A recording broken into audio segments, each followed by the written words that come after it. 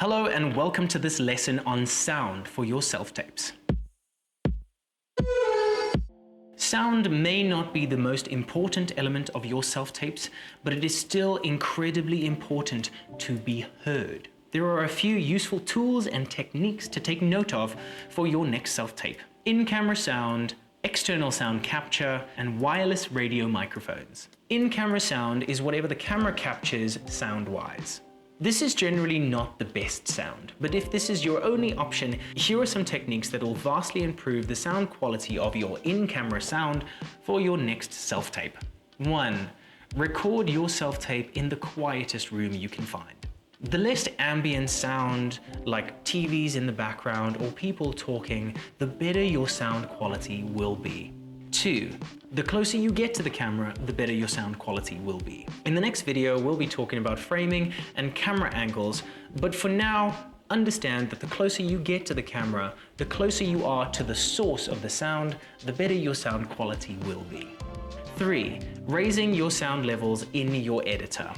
You can always boost the levels in your editor before you submit. Although please do keep in mind, by boosting the levels of your in-camera sound, it could cause some sort of distortion. In a later video, we'll speak about editing techniques that'll help you clean up your audio. External sound capture is what you will generally see on set. This is usually a job for the sound guy, but can easily be applied to your next self-tape. This is usually when a microphone is connected to an external sound recorder. This usually adds extra costs to your self-tape environment, but it will greatly improve the sound quality of your self-tape. The sound quality is improved because you are able to get the microphone closer to the source, closer to your mouth. And this is obviously closer than the camera can get for in-camera sound. This option does, however, include syncing in the editing phase of your self-tape. Wireless radio mics are generally what most high-end casting directors would use for film and television castings. They do come in many shapes and sizes. The model, however, is irrelevant, but different brands offer different sound quality. But know, if this is an option that you are considering, you do not need a fancy one for your self-tapes. Wireless radio microphones usually connect right to your camera, meaning that there is no syncing in the editing phase of your self-tape. Wireless radio microphones really offer the best of both worlds.